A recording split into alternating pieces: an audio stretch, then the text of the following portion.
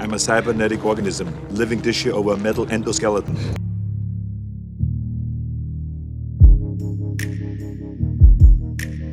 Hello everybody and welcome back to the channel in this video where we are today going to look at 5 genomic stocks. This has been a request from a few subscribers, so we thought, okay, let's take a look at it and benchmark 5 different companies. For the ones who have followed the channel for quite some time, you know we always play with open cards, and we got to admit that we do not have a lot of experience or knowledge within this specific sector. So today is mostly going to be running over the numbers of the 5 different companies that we have selected.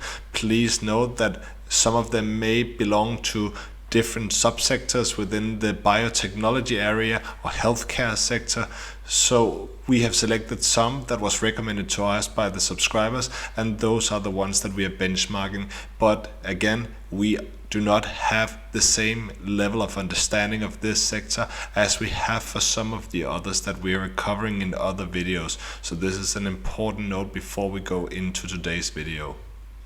So if we first take a look at the return over the last 12 months, we can easily see that 4 out of the 5 stocks have delivered extraordinary returns. The worst one is Illumina, which is the biggest company of all of them. Its market cap is 53 billion. It has only returned 10.45%. The next one is Editas medicine that returned more than 136.95%. Really good. The next one is CareDx, which has returned 255.66%. Above that, with 427.11%, we have Intellia Therapeutics. And finally, we have with 607.94% Pacific Biosciences of California Inc. So huge return in this sector, and it's one that is getting increased attention. ARK Investment is starting investing in some of these companies, so it's interesting to definitely take a look at the numbers and see what they're showing us. So let's jump right into it. So obviously we are first of all interested in understanding whether these companies are having profit in the end of the day. So if we take a look at the net income, it is only Illumina that has a positive result with $638 million. The rest is losing money as of today. However, we want to put this into perspective, especially with the 4 last companies. Because if we take a look at the R&D spending over the last 12 months, you can see that Intellia Therapeutics have spent $144 million. So they are investing significantly into R&D compared to their current revenue. So again, all these R&D efforts will hopefully lead to increased revenue in the future.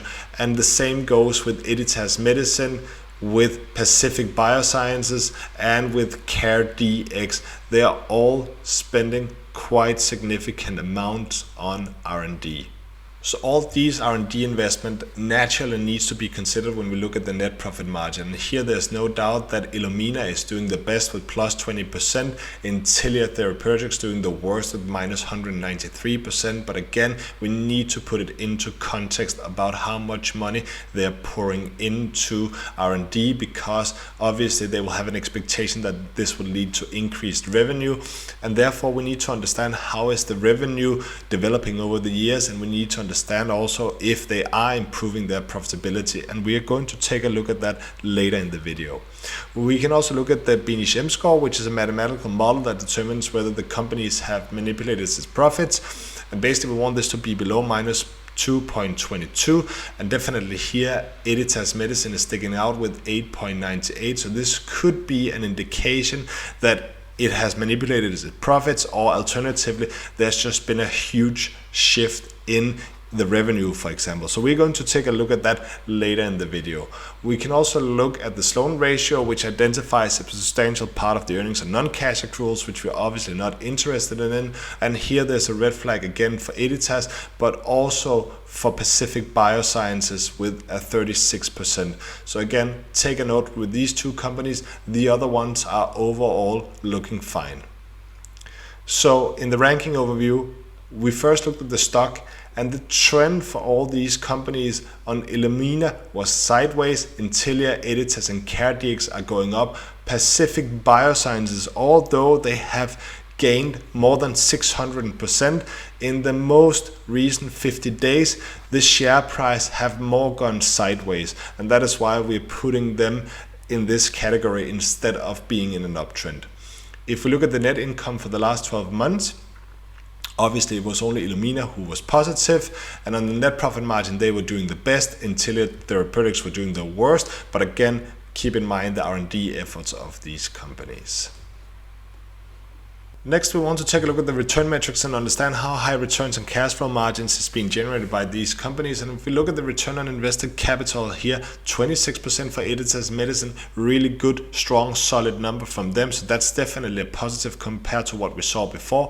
Illumina doing respectively, but not that good compared to the industry that they belong to. And Intellia Therapeutics, again doing the worst at -108%, which is no surprise given the numbers we saw before. If we take a look at the levered free cash flow margin, what we can see is Illumina has a positive 2%, so nothing really fantastic. And similar to the others, again, it's not really that bad compared to the numbers we saw before. We think it's quite respectable, although they're all in minus. Next, we want to take a look at the balance sheet and ratios and understand how strong the financial position is.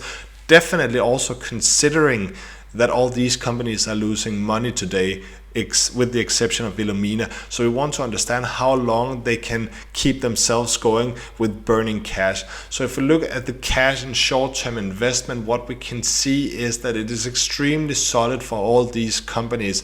And that is definitely a huge positive with them, that they don't need to go out and raise equity in the next coming years, at least if the numbers stays as they are at the moment. So again, strong, solid numbers from a balance sheet perspective on the cash part. Similar, the total assets versus total liabilities looking really good across the board. The debt equity ratio also looking great across the board. The Altman Z score, which is a credit strength test that assesses the likelihood of bankruptcy, and which we prefer over the Piotrowski score, looking extremely well for all companies. So despite them losing money as of today, we are not really concerned because they have a lot of cash that they can pull from if they need, and they could actually also bump up their R&D efforts if that's what's needed on their side. The Piotrowski score is another way to assess the strength of the company's financial position, and in general we want this to be equal above 5. It is only Illumina living up to that. What is important to note on Piotrowski score is that it only looks at the last 12 months, and that's also why we do not prefer it as much as, for example, the Altman Z score. So overall, good, solid numbers, and this is definitely an important section for these type of companies.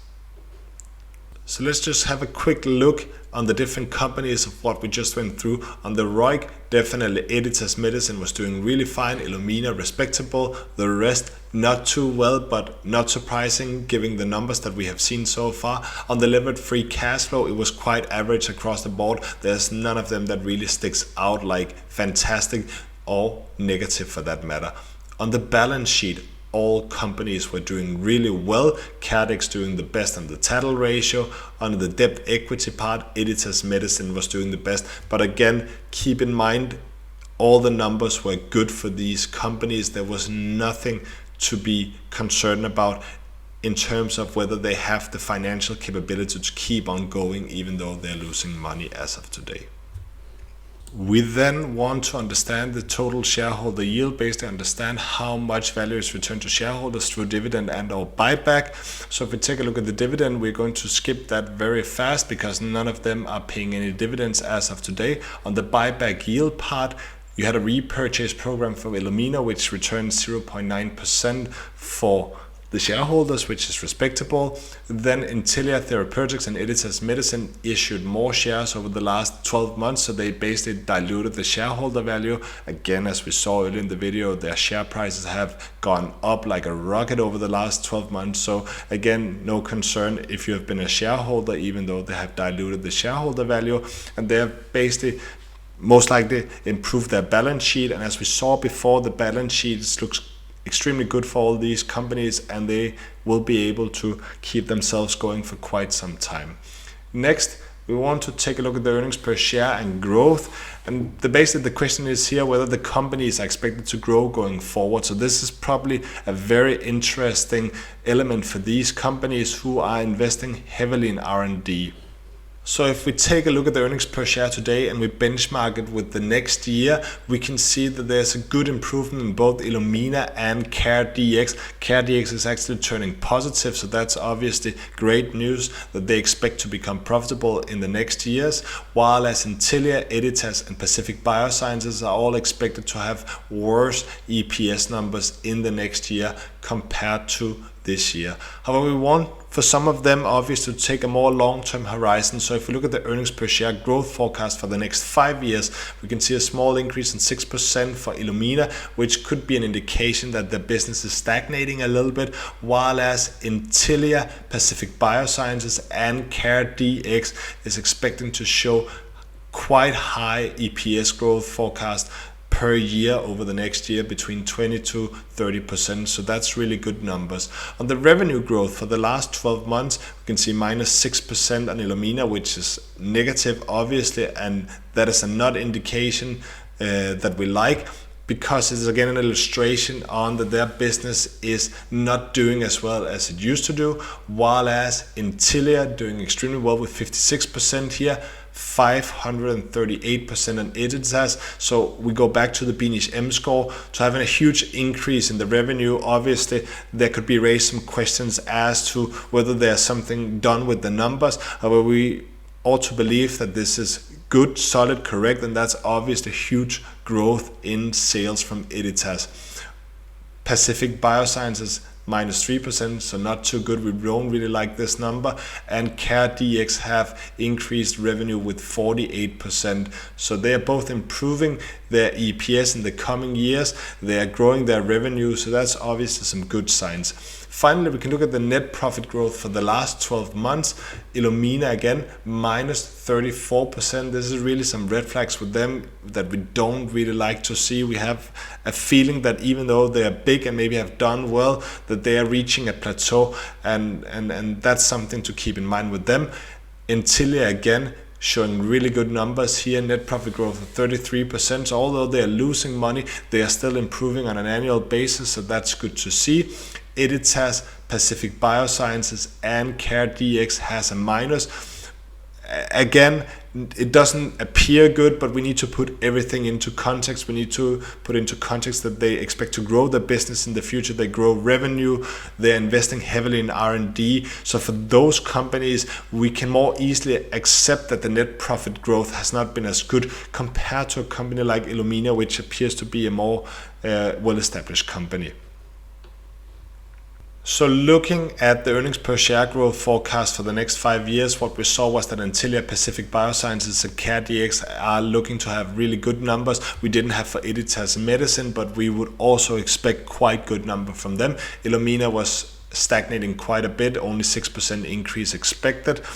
If you look at the revenue growth for the last 12 months, Editas by far doing the best with more than 500%, and Intellia Therapeutics also doing quite well. On the net income growth part, we need to take this with a grain of salt, but a positive news was that Intellia Therapeutics doing really well, and also CareDx was looking quite well.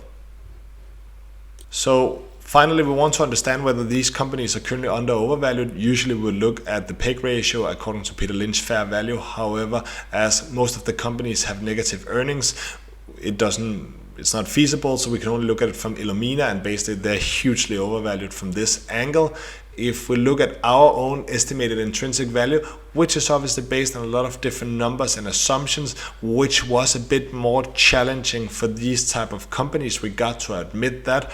But if we take a look at those numbers, the fair value upside or downside estimate on these companies is minus 4.64% on Illumina, 25.75% downside on Intellia, minus 19.6% for Editas, minus 35.16% on Pacific Biosciences, and minus 25.34% for CareDx. But we got to really stress that it's quite challenging to do an estimation of the value of these type of companies, because they are growing so significantly and it's quite a dynamic industry. But again, we wanted to provide you the numbers at least that we are seeing based on the information that we have. We can also look at the stock's volatility in relation to the overall market, and obviously if it's above 1, it means that it's more volatile. And as we can see, Intellia, Editas and Pacific Biosciences is more volatile. Also Illumina actually with 1.06, while as CareDx is less volatile. We can also take a look at some other value indicators. One of them is book value per share, and from this angle all of them are overvalued because they're below 1. We can also look at the relative strength index for the last 14 days. We want this to be below 30 because it means it's oversold and it may go in an uptrend, while as if it's above 70, it's considered overbought and it may do a pullback. And as we can see here, Intellia, Pacific Biosciences and CareDx are in overbought territory. So that's something that you need to keep in mind if you're thinking about investing in these tomorrow, because it's just an indication that it may do a pullback, while as Editas and Illumina is more in the middle range. There's no clear indication with them. Finally, we want to take a look at the analyst recommendation and what their perspective is. We do not follow them blindly, as they have their own reasons for why they come out with estimates as they do, but we always think it's quite interesting to take a look at them. And basically, if we see their middle ground estimates, some will have higher, some will have lower. They are basically also see a downside in all of these stocks, and quite significant downside. However, it is important to keep in mind that some of these companies have increased in share price significantly over a short period of time, less than 2 months, and it could be that some of these analysts have not updated their price target. So you need to keep that in mind. Go and check with some of them when they last did their update, because some of them may be more than 6 months old, and you have some companies like Editas where the revenue has just skyrocketed over a short period of time, and they may therefore have not updated their estimates. But overall, looking at all these companies, we see an indication of an overvalued company. And what we thought would be interesting is for these particular companies to take a look at the inside ownership change over the last 6 months. As you can see here, this is the inside ownership in each company. So in most companies, it's between 0.10% to 2.10%, so not huge ownership. But when you see the change over the last 6 months, you will see that there have been a massive sell-off of the shares in these companies. So it could be an indication that some of them just want to take this opportunity to pull some money back. It could also be an indication that they think that this has maybe increased too much too fast, and therefore they want to cash in on that and maybe buy more shares when it falls back down again. So again, it's always interesting to see when the inside ownership changes so much, because it could give different indications or reason for why this is happening. We are not saying it is because they don't believe in the business. By no means, that's not what we are saying, but it could be that they feel that the company is not valued what the market think that they're valued at the moment, and therefore we thought it would be interesting to show that to you. So again, back to the overview, we just talked about the overall value assessment, and the indication that we have is that all these companies are overvalued, but we would like to stress that the numbers are a bit uncertain, and this sector appears to be quite dynamic as of today. So finally, what is the verdict of these companies? Well, first of all, it is clear that we think that they're overvalued based purely on the numbers. But this is also a good lesson for investors. At least in our opinion, we only invest in companies where we feel we have a basic understanding of both the company and the sector. We do not rely only on the numbers that we are seeing in front of us, because there could be a lot of reasons behind those numbers that you cannot read from the numbers themselves. So please keep that in mind.